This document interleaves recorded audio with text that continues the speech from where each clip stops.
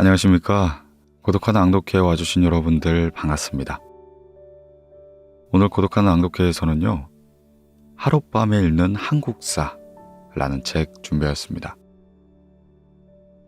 이 하룻밤에 읽는 한국사 책은요, 연대기로만 역사를 기술하지 않고 하나의 주제를 두고 그 시작에서 결말까지가 기술되어 있는데요.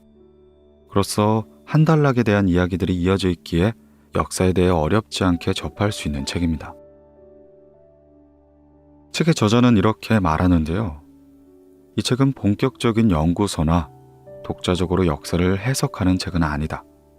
다만 사실은 사실대로, 의견은 의견대로 구분하여 담담히 독자에게 다가갈 수 있도록 정리해놨다. 역사에 관심이 있는 사람이 부담 없이 보고 다음 역사책을 찾을 수 있는 징검다리의 역할이 이 책의 목적이다 라고 말합니다.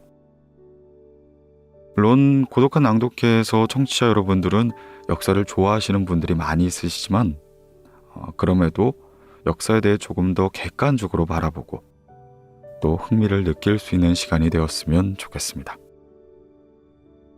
네, 그럼 하룻밤에 읽는 한국사, 오늘 고독한 낭독회에서 잠시 만나보시죠.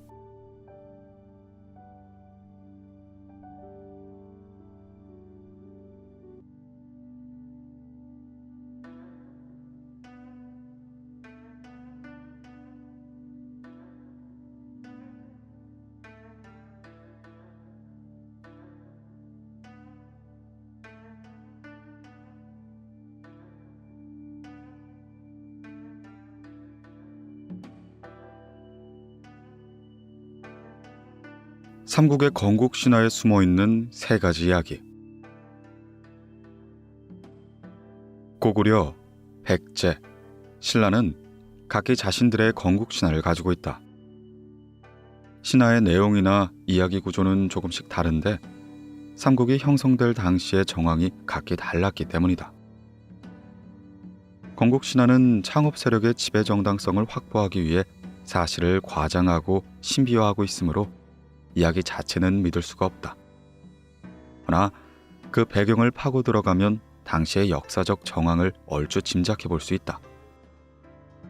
먼저 고구려의 건국신화부터 삼국사기, 삼국유사 등을 통해 간략하게 알아보자. 고구려. 부여 계통에서 발전한 고구려. 부여왕 헤루부가 늙도록 아들이 없어 산천에 제사를 지내 후사를 구하려 했다. 제사를 지내러 가는 길에 금색을 띤 개구리 모양의 작은 아이가 있었다. 헤루부는 이 아이를 아들로 삼고 이름을 금화라 칭했다. 금화는 헤루부를 이어 동부여의 왕이 되었고, 어느 날 금화왕은 태백산 남쪽 우발수 쪽에 하백의 딸 유화를 만나게 된다. 그때 유화는 천재의 아들을 자칭하는 헤루수의 아이를 임신하고 있었는데 그를 출산하자 괴이하게도 사람이 아닌 알을 낳게 되었다. 놀란 왕은 알을 버렸으나 개와 돼지 등의 짐승들이 피하고 돌로도 깨지지 않아 할 수 없이 유화에게 돌려주어 이를 부화하게 했다. 이내 알은 점점 깨지기 시작했고 산의 아이가 나왔다. 그는 영걸스럽고 기상이 높았으며 활을 잘 쏘아 이를 주몽이라 불렀다. 한편 금화왕의 아들은 자신들의 왕위를 뺏길까 두려워 주몽을 죽이려 했다. 이에 주몽은 자신을 따르는 이들을 이끌고 도망을 갔는데 도중에 제사, 무골, 묵거라는 사람들을 만나 성씨를 내려주고 부하로 삼게 했다. 강가에 이르러 추격하는 병사들에게 잡힐 뻔한 위기의 순간엔 물고기와 자라가 다리를 놓아주어 무사히 피할 수가 있었다. 그 뒤 압록강 강가에 정착하여 나라를 세웠고 나라 이름을 고구려라 칭했다. 이와 같이 주몽신화는 고구려가 부여 계통임을 밝혀준다. 부여 지배계급 내에 분화가 일어나 나라가 세워진 것이었다. 주몽 역시 금화왕 계열의 자손일 것이다.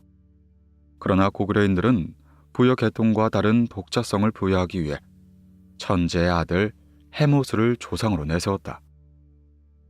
주몽이 새로운 나라를 세우러 가는 길에 만났던 물고기와 자라, 그리고 현인들은 그가 정착하고자 했던 지역의 토착민일 것이었다.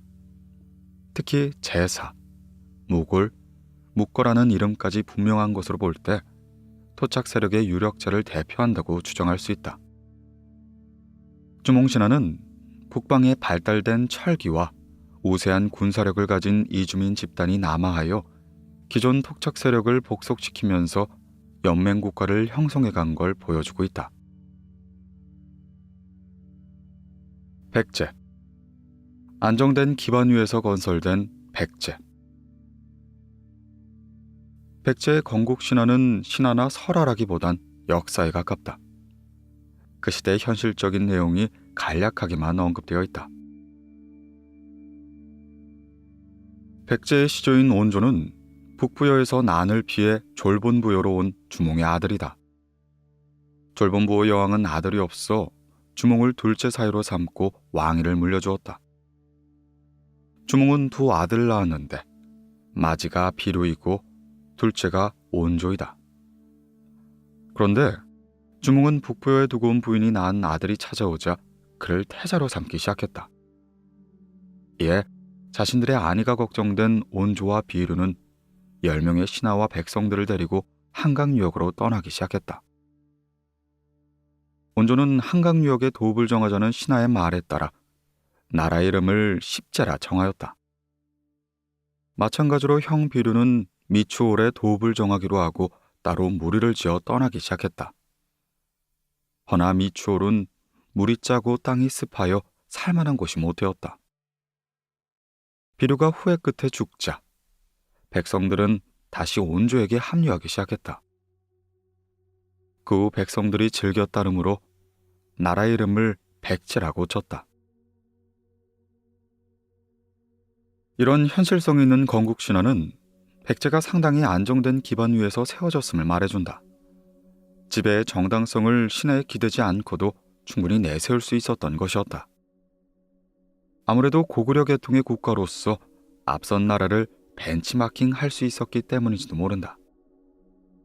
또한 10명의 신하의 보표를 받아 나라를 십제로 했다는 삼국사기의 기록은 백제의 통치체제가 이미 어느 정도 구축되어 있음을 보여준다. 부족국가 수준이었던 초기 신라. 이에 비해 신라의 건국신화는 상당히 복잡하면서도 굉장히 신화적이다. 삼국사기보다는 원설화를 기록한 것이라 여겨지는 삼국유사의 혁허세 신화는 사로궁 육촌의 지명을 세세히 설명하면서 시작된다. 6명의 촌장들은 각자의 우두머리를 세우기 위해 회의를 하였다. 그런데 회의를 하다 높은 곳에 올라가 보니 양산 밑에 나정이란 우물가에 빛이 나는 흰 말이 무릎을 꿇고 앉아 있었다. 이에 놀란 촌장들이 그리로 가보니 알 하나가 있었다. 그리고 점차 알이 깨지더니 이내 아이가 나오기 시작했다. 촌장은 놀랍기도 하고 이상하기도 했지만 아이를 동천해서 목욕을 시켜줬다. 아이가 박과같이 생긴 신성한 알에서 나왔다 하여 성을 박이라 하고 이름을 혁거세라 지었다. 육촌의 촌장들은 혁거세의 배필을 찾아주려 했다. 그때 알령이란 우물가에 계룡이 나타나 옆구리로 여자아이를 낳았다. 그 여자아이는 용모가 엄숙했지만 입술이 달개 부리와 같았다. 그러나 월성의 북촌내가에 목욕을 시키자 이내 부리는 뚝 떨어져 나가게 됐다. 여자아이는 우물의 이름을 따 알령이라 했다. 이 둘이 13살이 되던 해 남자아이는 왕이 되고 여자아이는 왕비가 되었다. 혁허세 왕은 나라를 다스린 지 61년 만에 하늘로 올라갔는데 그 7일 뒤 유체가 땅에 흩어져 떨어지자 황후도 죽음을 맞이했다. 이에 신하들은 이 둘을 합장하려는데 어느새 나온 이무기가 이를 방해하고 만다. 결국 머리와 팔다리의 오체를 따로 장사를 지내고는 5능을 만들었다.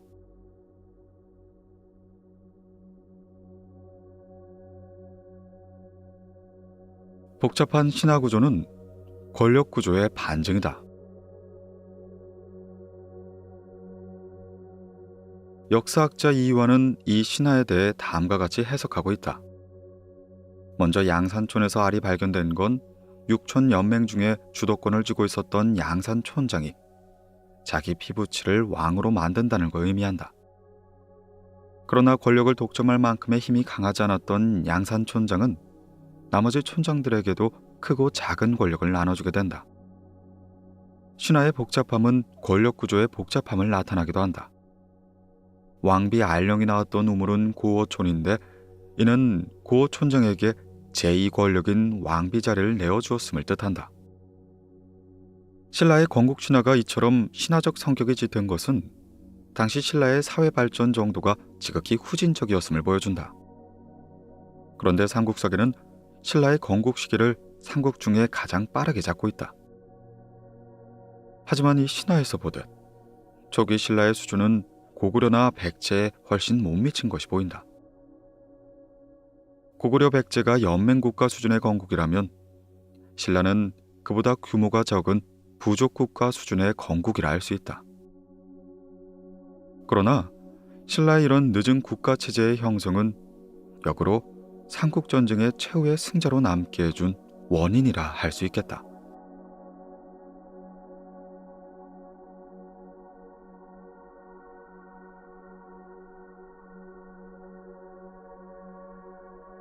경제는 인류, 정치는 삼류였던 가야. 빼어난 철기 문화를 자랑했고 활발한 교육을 통해 선진 문물 수입에도 유리했던 가야가 고대 국가도 수립하지 못한 채 망한 이유는 무엇일까? 삼국사기가 외면한 가의 역사. 한반도의 이남 지역에는 일찍부터 진이란 세력이 있었다. 기원전 2세기경 고조선이 망한 뒤 유민들이 남하에 오면서 이 지역의 토착 세력과 함께 새로운 사회 발전이 이루어졌다. 그 결과 마한, 진안, 변안의 연맹체가 나타나게 된 것이다. 대전 익산 지역을 중심으로 경기, 충청, 전라도 지방에서 발전한 마한은 한강 유역에서 새로 일어난 백제국에 통합되게 된다. 대구, 경주 지역을 중심으로 한 진안은 신라 성립의 기틀이 된 사로국으로 성장했다. 김해, 마산 지역을 중심으로 한 변안은 가야 연맹체로 발전하게 된다. 그런데 가야 연맹체만은 앞에 두 나라와 달리 단일한 국가로 성립하지 못했다. 가야 연맹체는 소국 연맹체제를 유지하다가 마지막 연맹국가인 대가야가 562년 신라에 병합되는 것을 끝으로 역사의 무대에서 사라지고 만다. 4세기경까지만 해도 신라의 버금가는 세력을 자랑했던 가야가 순식간에 멸망한 것이었다. 이에 삼국사기는 아예 가야사를 빼버리며 철저히 외면하기 시작했다. 도대체 가야는 어떤 나라였고 왜 멸망했던 것일까?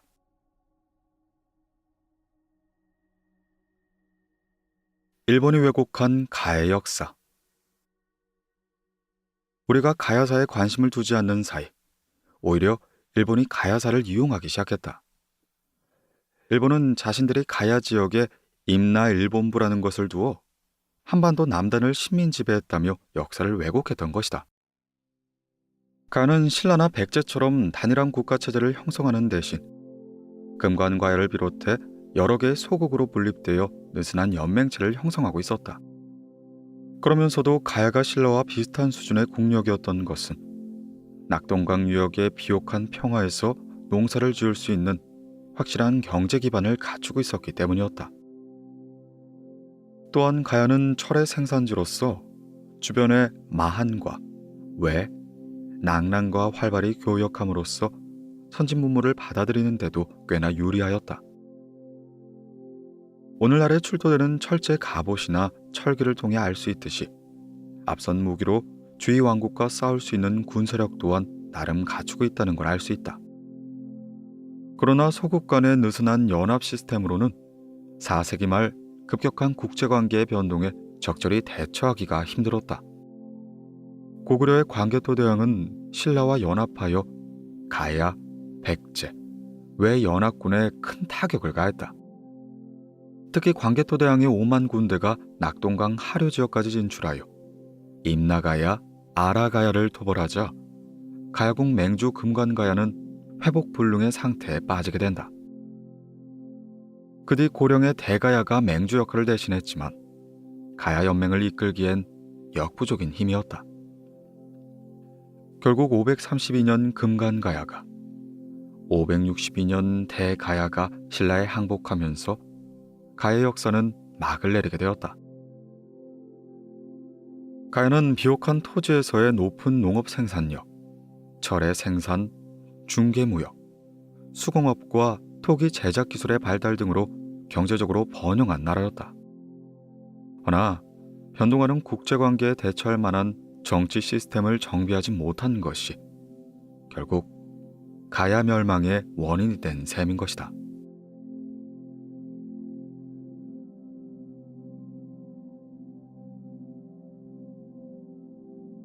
광개토 대왕은 어떻게 대제국을 건설할 수 있었을까? 우리 역사에서 가장 호쾌한 왕을 꼽는다면 아마도 광개토 대왕일 것이다. 그의 시호인 광개토 대왕은 한국사의 최대 영토를 개척한 업적을 기리기 위해 사후에 받게 된 것이다. 삼국사기의 광개토 대왕은 기상이 웅이하고 남에게 구속받지 않는 뜻이 강한 인물로 묘사되어 있다. 그는 서북 쪽에 거론을 쳐 500명의 포로로 잡아오고 잡혀갔던 고구려 주민 1만 명을 구해왔다. 또 만주 동쪽과 러시아 접경지대에 살고 있던 숙신을 정벌해 이전까지 삼국을 괴롭혔던 이들의 기세를 꺾고는 복속의 기초를 다져놓았다. 지금의 목단강 유역에 있는 동부여 정복전쟁에도 나서 64개의 성과 1,400개의 촌락을 차지했다. 그런가 하면 요동 지역에 있는 강국 후연과도 결어 일진일퇴를 거듭한 나라였다. 후연은 광개토 대왕이 백제와 싸우는 틈을 타 고구려의 신성과 남소성을 격파하고 약 700여리의 땅을 차지하고 만다. 이에 광개토 대왕은 후연과 4차례에 걸친 전투 끝에 이들을 물리친 뒤 요동반도를 완전히 차지하고 만다. 이 밖에도 한반도 내 숙적이었던 백제와의 싸움에도 완승을 거두었고 신라를 침략했던 왜구를 몰아내주기도 하는 등의 불패의 전투력을 과시했다. 22년에 걸친 재위기간을 통해 그는 서북쪽으로는 심양을 넘어 몽고 땅까지, 북쪽으로는 송화간 언저리의 넓은 평화를 차지했다. 동북쪽으로는 블라디보스토크 아래 지역까지, 서쪽으로는 요동반도까지 차지하는 대제국을 건설했다. 광개토 대왕, 불패의 3가지 이유.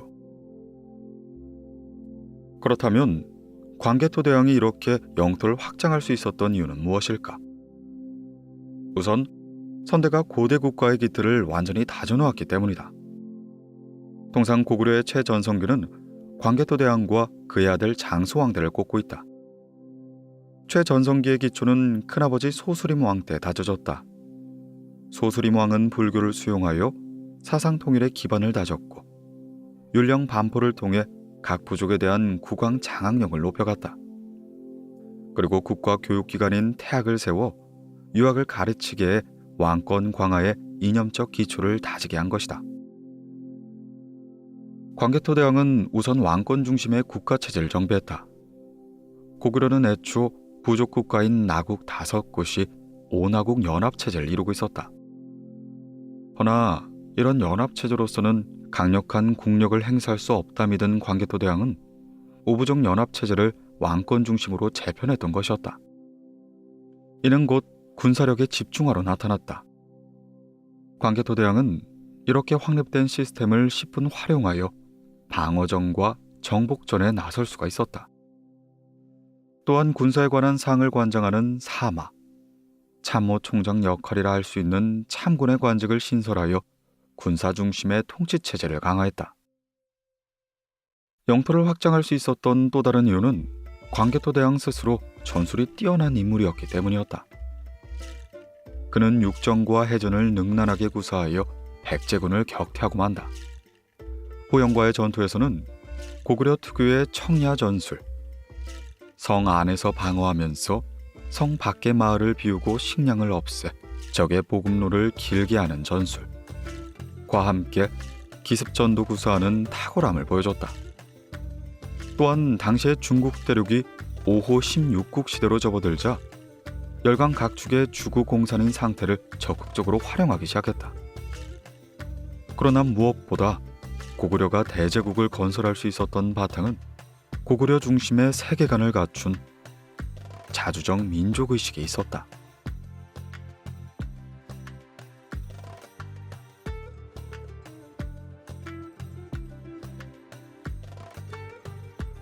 한반도 역사를 바꾼 평양천도. 장수왕은 왜 평양천도를 단행했을까? 2003년 월간 중앙에서는 한국사의 흐름을 바꾼 10대 역사 결정에 관해 100명의 역사학자에게 설문조사를 진행했다. 이때 예상을 뒤엎고 파리에 오른 결정이 바로 장수왕의 평양천도였다. 박성복 경북대 교수는 장수왕의 평양천도가 한반도가 만주를 동시에 경영하는 독자적 제국으로 발전하는 계기였다. 천도가 없었다면 고구려 운명은 거란 여진의 운명과 궤를 같이 했을 것이란 시각을 제시했다. 또한 서경대 서길수 교수는 만약 장수왕이 평양으로 천도하지 않고 계속 남록강 이북에 남아있었다면 현재 중국은 한마디로 고구려를 중국사라고 단정지었을 것이다. 그는 장수왕의 한반도 천도가 만주와 압록강 위아래 모두를 우리 역사로 규정하는 데 큰 잣대가 되었다며 최근 중국의 역사 왜곡에 대한 강력한 반대 근거를 제시했다. 이와 반대로 이덕일 박사는 대륙적 성격의 고구려가 한반도의 평양으로 첨도함으로써 우리 역사의 대륙적인 성격이 퇴화하고 반도적인 성격이 강해졌으며 그로써 신라 백제와 격렬하게 대립하는 계기가 되었다 라며 부정적으로 평가한다. 그러나 이러한 평가를 받은 장수왕의 결단은 삼국사기에 단 한 줄로만 표현이 되어 있다. 427년 서울을 평양으로 옮겼다. 곧 만주 경계 지역의 국내성에서 대동강 유역의 평양성으로 수도를 옮겼다는 기록이다. 이렇듯 딱 한 줄로만 기록이 되어 있고 천도의 목적과 원인은 제시하지 않았다. 하지만 그럼에도 평양성 천도는 한반도사의 판도를 바꿔놓은 결정적인 대목이 되었다. 그렇다면 장수왕은 왜 평양성 천도를 단행했을까? 우선 주목해야 할 것은 평양천도는 장수왕의 독자적인 기획이 아니라는 점이다. 선대인 광개토 대왕이 이미 평양성을 쌓아 평양의 도시 기반을 마련했다. 고대 문화적 상징이라 할 사찰을 쌓았고 주민도 대거 이주시켰으며 몸소 평양을 순시하기도 했다. 이로 봤을 때 선왕대부터 이미 오랜 준비가 있었던 천도였던 것이었다. 그렇다면 광개토 대왕은 왜 자신이 정열적으로 개척했던 북방의 광활한 대륙 한가운데 수도를 두지 않고 고구려 영토 남반부에 치우친 평양석으로 도읍을 옮기려 했을까? 이에 대해 임기환 한신대 학술연구원은 정반대의 평가를 내린다. 고구려의 국가 발전 방향은 제국적 발전이었다. 다양한 문화와 종족을 아우르며 국제 무대에서 독자적 세력권을 구축하는 일이었다. 이런 세력권 구축을 위해 평양을 새 도읍지로 선택했다는 것이다. 내륙 깊숙이 박혀있는 국내성과 달리 평양은 교통의 요지로 한반도와 대륙을 동시에 아우르는 입지에 있다. 또한 대동강 하구를 통한 바닷길이 열려 있어 국제 무대에도 진출할 수 있는 중심지의 역할을 한다는 것이다. 곧 한반도만이 아닌 중국 대륙의 남분부와 일본까지도 포괄할 교통의 중심지였던 셈인 것이다. 여기에 덧붙여 평양의 너른 들판은 풍부한 농작물을 산출시킨 땅이었다. 이로 봤을 때 경제적 기반까지도 풍족한 땅인 셈이다. 천도에는 정치적 고려도 작용했다. 평양 천도 후 대신과 유력 귀족들을 무수히 죽였다 라는 기록에서 보듯 국내성을 기반으로 둔 귀족과 대신 세력을 견제하기 위해 천도를 단행했던 것이다. 천도가 기존 세력의 타격과 신진 세력의 기반 다지기라는 것은 고려에서도 몇 차례 걸친 평양천도 시도와 조선의 한양천도와 맥이 같다 볼 수 있다. 그러나 이런 웅대한 포부를 가진 평양천도는 역사에 긍정적인 기능만을 한 것은 아니었다. 평양천도를 자국의 명운을 가릴 위협적 정책으로 판단했던 백제와 신라는 고구려의 적대적 태도를 취해왔기 때문이었다. 이전까지 서로 각축하던 신라와 백제 두 나라는 고구려에 대해선 패권을 인정하며 복속해왔었다. 그러나 한반도 남부, 즉 자신들의 목적을 노리는 듯한 고구려의 남진 정책에 백제와 신라는 공동의 대응을 마다하지 않은 것이다.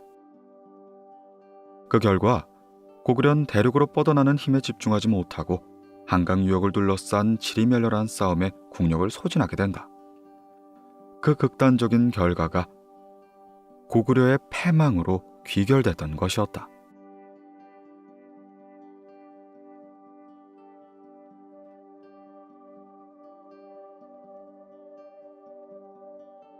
고대사 최대의 수출국 백제.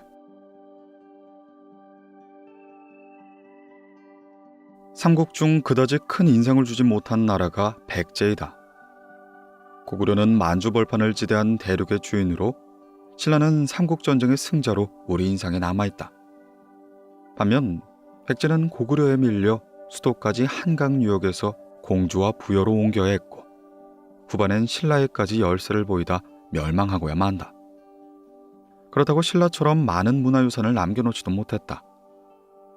백제는 패망했기 때문이다. 하지만 백제의 대외교류사는 우리의 관심을 끌기에 충분하다. 사실 백제는 중국과 일본 등에서 활발한 활동을 벌인 것이다.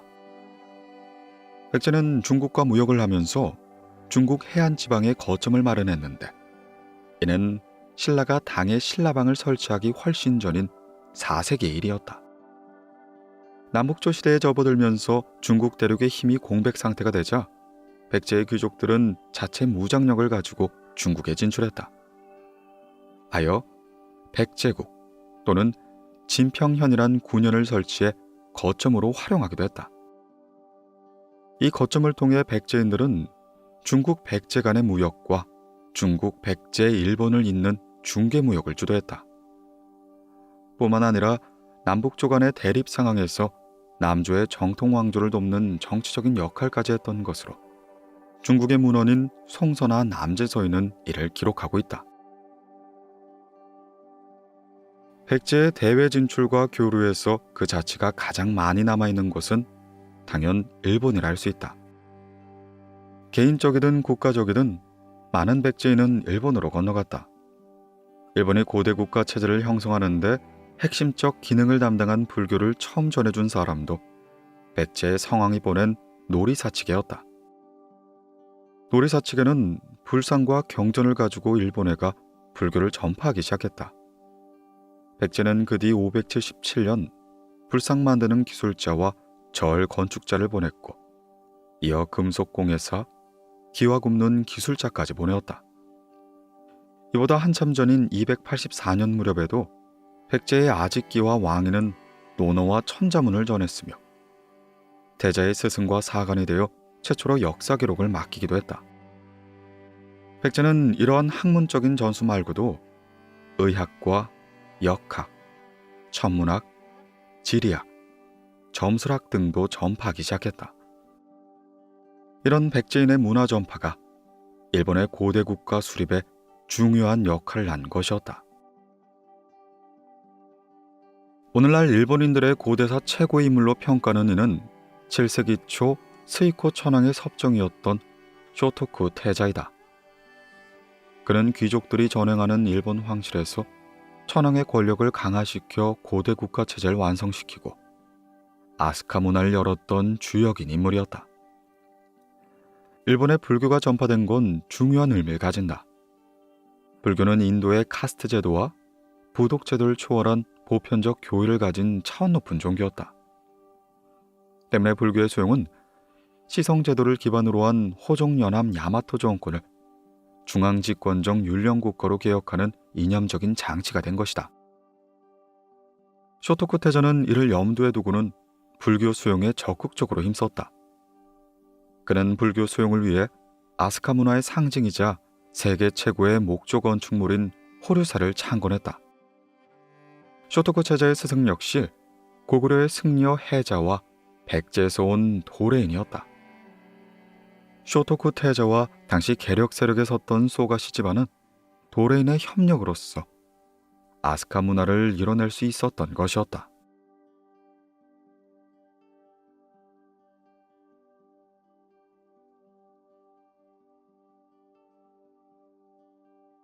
고구려 삼국 통일의 길을 망친 운명적 수도이전. 문주왕이 한강을 고집하여 여주로 천도를 했다면 고구려는 백제를 완전히 멸망시켰을 것이다. 496년 백제의 계로왕이 고구려 남쪽 변방을 침략했다. 고구려 남진 정책의 최전방 촉수를 건드린 것이었다. 이에 남진 정책에 골몰하던 장수왕은 크게 분노를 하였다.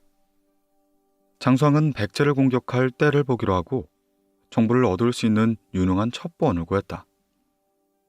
이때 나선 이가 승려 도림이었다. 도림은 고구려에 죄를 짓고 도망친 것처럼 가장하여 백제에 잔입했다. 그리고 계로왕에게 접근한 것이었다. 계로왕은 장기와 바둑 같은 잡기를 좋아하던 인물이었다. 이를 간파한 도림은 그의 장기인 바둑으로 계로왕의 총애를 받았다. 국수 수준이었던 도림의 바둑에 매료된 계로왕은 그를 상객으로 삼아 절친한 사이가 되었다. 이로써 자연히 독대할 시간이 많아진 것이었다. 이때를 놓치지 않고 도림은 계로왕에게 다음과 같이 말하였다. 왕은 마땅히 숭고한 형세와 부유한 실적으로서 다른 사람의 눈과 귀를 움직이게 할 것인데도 성곽을 수선하지 않고 궁시를 수리하지 않았습니다.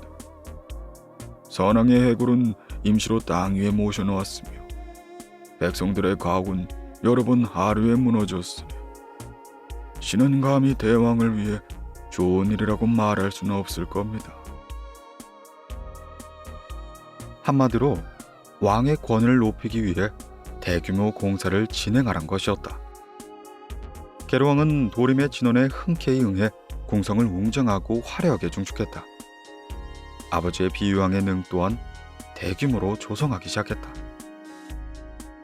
이런 대규모의 공사가 일시에 진행되자 국고는 텅 비고 백성은 공공해져만 갔다. 왕조가 멸망할 때 통상적으로 나타나는 대규모 역사였던 것이다. 수나라 대운하가 그랬고 대원군 때 경복궁 중건 사업이 그랬다. 정복 파악만이 아니라 백제 정책의 물꼬를 패착으로 돌려놓은 도림은 희낙낙하며 고구려로 돌아갔다. 장수왕은 도림의 보고를 들은 뒤 바로 3만 군의 군사를 백제 한성으로 보내었다. 한반도 역사의 물꼬를 바꾼 우유부단한 왕의 천도 결정. 수도인 한성을 포위한 고구려군의 기세는 꽤나 무서웠다. 한성의 북쪽 성은 이래 만에 함락되었고 남쪽 성마저 함락 직전에 몰렸다. 성문을 나와 도망치던 계로왕은 고구려군에게 붙잡혀 이내 비참한 죽음을 맞게 됐다. 이에 계로왕의 아들 문주가 신라에게 구원병을 요청한 뒤에야 고구려군은 물러가고 말았다. 허나 고구려군이 물러간 뒤에 백제의 후유증은 대단히 컸다. 아들 문주가 왕위에 올랐으나 왕궁이 있던 한성이 파괴되었고 결국 수도를 옮겨야만 했다. 전화를 입은 왕성을 복구할 수도 있었겠지만 남하 정책을 집요하게 펴는 고구려의 공세가 무서웠던 것이었다. 애초 수도 이전에 물망이 오른 지역은 여주였다. 그러나 최종적으로 옮긴 건 웅진, 공주가 되었다. 여주는 한강 수로로 열려 있어 고구려가 언제든지 침공해 올 수 있을 거란 두려움 때문이었다. 삼국사기에는 문주왕이 성품이 부드러워 이를 잘 결단하지 못했으나 백성을 사랑함으로 백성들도 왕을 사랑했다 라고 그를 평가한다. 한마디로 말하면 우유부단했던 것이었다. 이런 문주왕의 웅진 천도 결정은 뜻하지 않게 한반도의 역사적 운명을 바꿔놓고야 만다. 고구려는 공주로 도망가는 백제를 추격하는 대신 한강 상류 지역으로 진출하여 새로운 영토를 개척했다. 고구려 입장에서는 선왕인 광개토대왕이 정복한 만주 지역의 광대한 토지를 다시 개척하는 것이 중요한 일이었다. 또한 한강 유역을 확보하는 것만으로도 신라의 반격을 차단하는 효과까지 얻을 수 있었다. 백제 역시 굳이 멸망시키지 않고 조공을 받으며 속국 정도로 관리하는 것이 효율적이라 판단했던 것이었다. 허나 만약 문주왕이 한강 유역 사수를 고집하여 여주로 천도했다면 고구려는 백제를 완전히 멸망시키는 결정을 내렸을 것이었다. 그렇다면 당시의 역관계로 봤을 때 백제는 멸망당했을 가능성이 컸다. 그렇게 됐을 경우 고구려는 한반도에서 절대 강자 지위를 자취하여 삼국 통일의 결정적 고지를 점했을 것이고 우리가 알고 있던 한반도의 역사는 크게 달라졌을 것이다. 결국 백제는 공주로의 천도를 통해 생명을 연장할 수가 있었고 200년 뒤 신라는 삼국전쟁의 최후 승자로 남을 수 있게 되었다.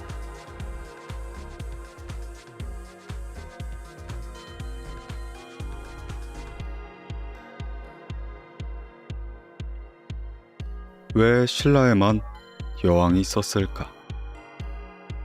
한국사의 여왕 3명은 모두 신라에서 나왔다. 우리나라 역사에서 여자가 왕이 된 시대는 신라 시대뿐이었다.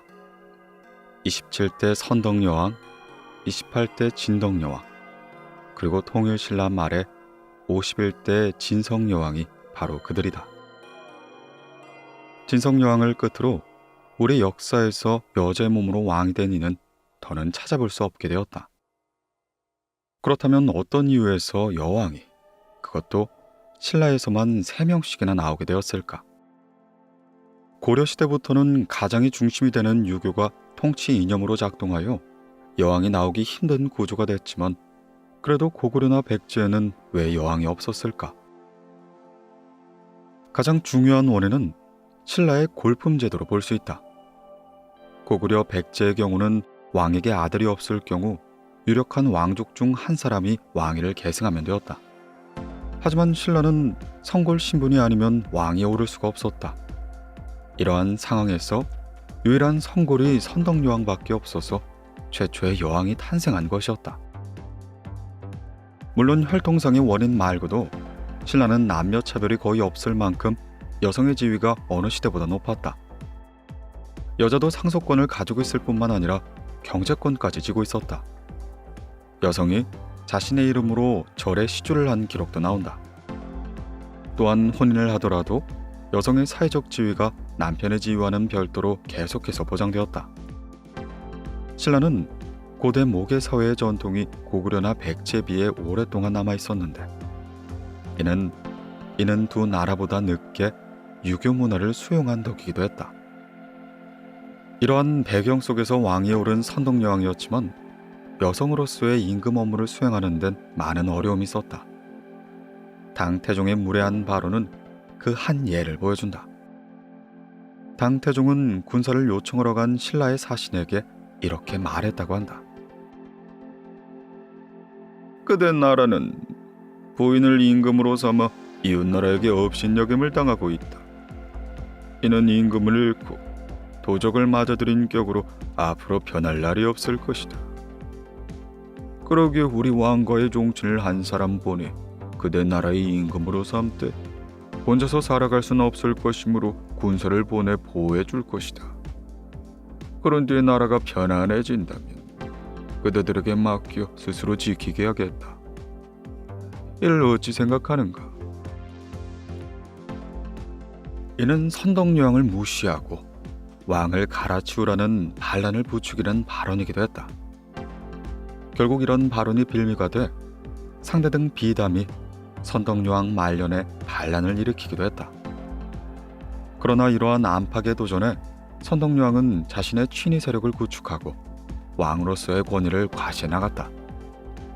친위 세력의 대표적인 인물은 김춘추와 김유신이었다. 삼국전쟁 승리의 두 주역인 이들의 공통점은 다수의 진골계 귀족들과는 다른 입장에 처했다는 점이었다. 김춘추의 할아버지는 진골 귀족들의 회의인 화백회의에 의해 쫓겨나 입지가 축소돼 있었고, 김유신은 금관과야 귀족의 후예로서 주류 진골 귀족들에게 배척당하는 처지였다. 그러나 이들은 소수파였어도 실력을 갖추고는 선덕여왕을 지지했다. 비담의 반란을 진압했으며 뒤이은 진덕여왕의 즉위에도 강력한 뒷받침 세력이 되었다.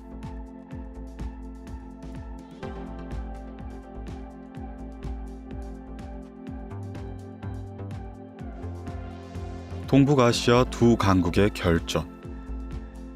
고구려 수나라 전쟁. 고구려는 전하의 중심이다. 고구려는 궁벽한 작은 나라 하나였으나 능이를 막아냈으며 제나라를 보존했을 뿐만 아니라 군사를 경멸시켜 거의 없앴으니 이는 한 사람의 힘이었다. 삼국사기 열전, 을지문덕 편의 김부식이 평한 말이다. 수나라 장수 우중문에 30만 5천 명의 대군을 몰살, 살아 돌아간 병사가 2,700여 명뿐이었으니 살수대첩에서 을지문덕의 전공은 가히 대단하다 평가한다. 하지만 그런데도 김부식은 고구려를 궁벽한 작은 나라로 칭했는데, 최근 연구에는 김부식의 견식이 좁았음을 지적하고 있다. 이 전쟁은 궁벽한 작은 나라 고구려의 결사항전이 아니라 동북아시아 강대국 고구려와 신흥 통일제국 수나라의 16년간 4차례에 걸친 치열한 접전이었다. 즉, 동북아 패권을 놓고 다툰 두 강대국 간의 전쟁이었던 것이었다. 중국이 자신을 세계 중심으로 보는 중화관을 기본으로 하고 있음은 잘 알려져 있다. 당시에 고구려 역시 광개토 대왕 능비에서 보듯 자신을 천하의 중심으로 자부하고 있었다. 고구려는 5호 16국 시대에 북경 근처까지 세력을 넓히고 있었다. 수나라와 전쟁하던 시기 고구려는 한반도와 중국, 일본, 그리고 중앙아시아 일대의 상인들이 모여 무역을 하는 조양 땅까지 세력권을 넓히며 주도하고 있었다. 이에 중원을 통일하고 동북아시아의 새로운 패자로서 위치를 공고히 하고자 했던 수나라는 고구려에게 싸움을 걸어왔던 것이었다. 이런 긴장감이 도는 정세에서 먼저 공격을 개시한 쪽이 뜻밖에도 고구려가 되었다. 598년 영양왕이 말갈군사 1만 명을 거느리고 요소지방을 선제 공격한 것이었다. 수의 전력을 살펴보려는 파생 공격이었다. 수의 문제는 즉각 육군과 수군 30만 병사로 웅전하였으나 장마를 만나 아무 성과 없이 퇴각하고 만다. 하지만 살아남는 군사가 열에 하나둘밖에 안 되는 것으로 미뤄 이는 패전을 숨기려는 중국 측의 기록 누설일 가능성이 크다. 패전 뒤의 수의 문제는 태자인 광에게 살해당했다. 아버지를 죽이고 즉위한 양제는 더욱 대대적인 전쟁을 준비하고 고구려를 공격해왔다. 612년 살수대첩이 바로 2차 전쟁 중에 큰 전투라 할 수 있다. 그러나 수나라 군대는 요동성 전투에서도 수천만 명이 살아 돌아가는 큰 패배를 당했다. 그 뒤 수양제는 613년과 614년에도 고구려를 침공하게 된다. 허나 이 또한 별다른 성과 없이 퇴각해야 했다. 수의 문제와 양제 2대에 걸친 고구려 공략은 완패하고 말고 고구려는 동북아의 강제로서 그 위치를 다지게 된다.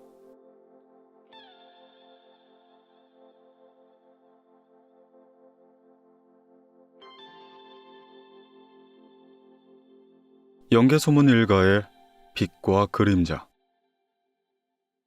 당과의 전쟁에서 한 번도 패배하지 않았던 영계소문. 그러나 그를 닮지 않은 아들 삼형제의 분열과 배신이 고구려의 멸망을 가져왔다.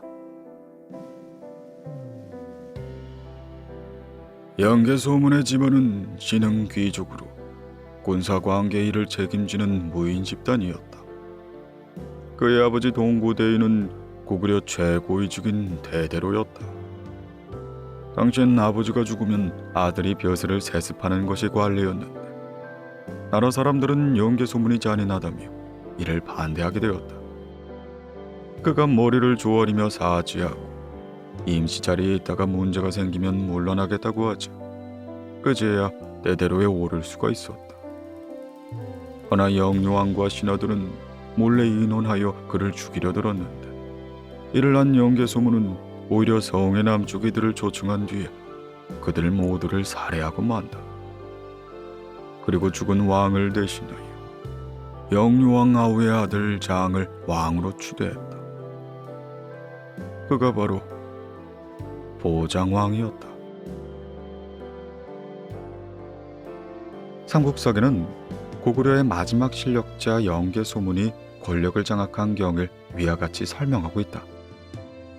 영계소문이 주의 미움과 반대를 받는 것이 오직 그의 잔인하고 포악한 성격 때문이란 것이다. 그러나 이는 고구려의 복잡한 정황을 고려하지 않고 당시 고구려와 대립하고 있던 당의 시각이 반영된 기록에만 전적으로 의존한 역사 왜곡이라 할 수 있다.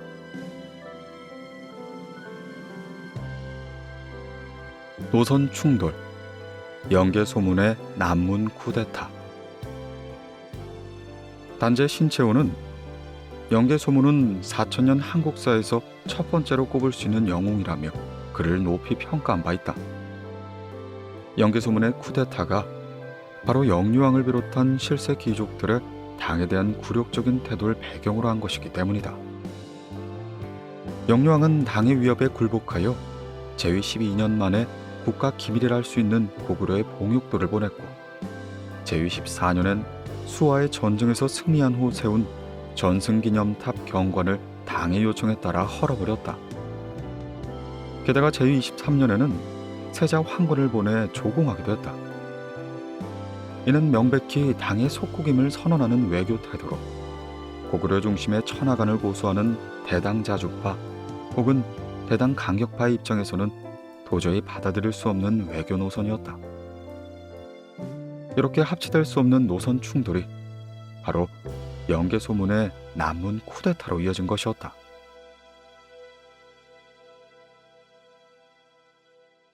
단 한 번의 패배도 없었던 대당전쟁. 쿠데타 이후 최고위직 막리지에 오른 영계소문은 당에 대해 유화책을 쓰면서 다른 한편으론 전쟁을 착실하게 준비해 나갔다. 645년 당태종은 직접 100만 대군을 이끌고 침략해왔다. 전쟁 초기에 당태종은 계무성과 요동성을 함락시키는 정권을 거둔 뒤에 6월에 안시성에 도착했다. 그러나 80일간의 안시성 전투 끝에 당태종은 안시성 성주에게 치욕스러운 완패를 당했다. 2년 후인 647년에도 이세적 등을 시켜 다시 공략에 나섰지만 이 역시 실패하고 만다. 당태종은 이 패배 뒤 649년 고구려 정벌중지를 유언으로 남긴 뒤에 죽음을 맞이했다. 그는 고구려 정벌을 두고두고 후회했던 것이었다. 뒤를 이은 당고종도 660년과 662년 두 번에 걸쳐 100만 대군을 파병했지만 영계 소문의 강력한 지도하에 있던 고구려군은 가히 이길 수가 없었다. 이로써 영계 소문은 생전에 당과의 수차례에 걸친 전쟁에서 단 한 번도 패배하지 않았다. 666년 그는 후계자인 삼형제에게 너희들은 물과 물고기처럼 화목하게 지내라. 벼슬을 두고 다투지 말거라 라는 유언을 남겼다. 그러나 아들들은 정반대로 권력 다툼을 벌인 끝에 장남 연남생이 당에 투항하는 등의 온갖 추태를 보였다. 결국 영계 소문 사후 3년도 안 되어 고구려는 당의 변변한 저항 한번 못 해보고 나당 연합군에 항복하고야 만다.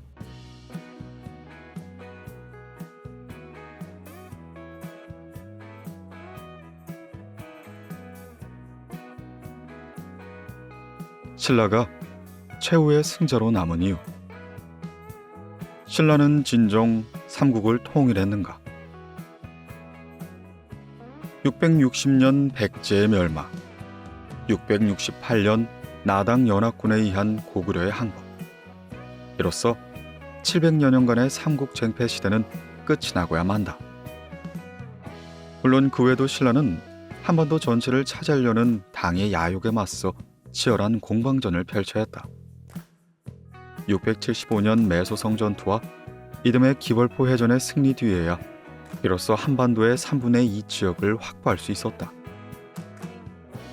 만주까지 걸쳐있던 고구려의 영토는 옛 고조선 영토에 한이 4군을 두어 지배했던 것처럼 당이 도부를 설치해 당나라 것이 되었다. 이렇게 본다면 신라가 삼국을 통일했다고 말할 수는 없다. 또한 옛 고구려 지역을 수복한 발해의 건국을 보더라도 통일 신라란 말은 사실 무리가 있다. 90년대까지만 해도 이 시기를 통일 신라 시대라 불렀지만 이는 다분히 신라 위주의 역사인식이었고 현재는 발해와 신라 둘 모두를 포함하여 남국북 시대라 부르는 것이 정설이 되었다.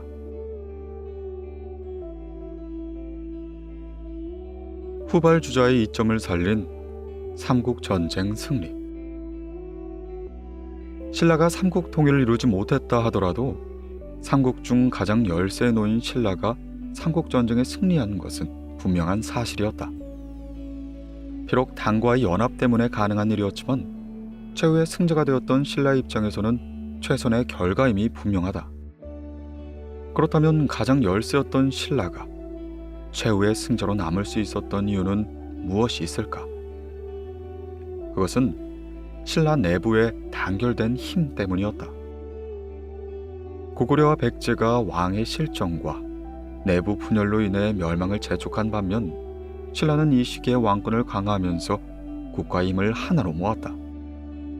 4세기경 이미 왕권을 강화하여 국가체제를 정비했던 고구려와 백제에 비해 6세기에나 율령을 반포하고 관제를 정비할 수 있었던 신라는 비록 늦었지만 활력은 넘친 상태였다. 당시 고구려는 귀족위의 왕권이 제약당하는 등 국가체제가 가히 필요한 상태에 놓여 있었다. 통일의 기억 김춘추가 왕으로 즉위하면서 왕권을 견제하는 귀족들을 제거하고 징왕적인 귀족은 최대한 포용하는 정책을 펼쳤다. 이로써 지배층 내부의 통합력을 극대화했고 시족사회의 전통을 계승하고 발전시켜 귀족들이 국가대선을 논하던 화백회의조차 지배층을 통합시키는 기구로 활용하고 만다. 성장하는 젊은 국가로서 신라는 국가 구성원의 일치 단결된 힘을 보여주었다. 관창 같은 어린 화랑은 물론 노비들까지 국가를 위해 목숨 바쳐 싸울 정도로 사회의 통합력은 가히 막대했다고 할 수 있다. 그리고 이런 통합의 기초엔 세속 5계로 대표되는 공독의 가치관이 자리 잡고 있었다. 임전무태, 교우이신 등 신의와 용기를 세목화한 세속 5계는 화랑만이 아니라 당시 신라 남자들이라면 누구나 지켜야 할 계율이었다. 또 다른 이유는 당의 등장이었다. 당은 대륙을 평정한 뒤에 주변 국가에 대한 지배권을 강화하고자 하였다. 신라는 이러한 국제 정세를 적절하게 이용했다. 정치적으로 안정된 기반 위에서 당의 힘을 끌어온 것은 신라 입장에서는 자국 생존에 가장 유리한 외교적 선택이었다. 이로써 신라의 삼국전쟁 승리는 단지 당의 힘에 편승한 손쉬운 외교적 선택이 아니라 신라의 저력이 밑받침되어 나타난 결과라 할 수 있겠다.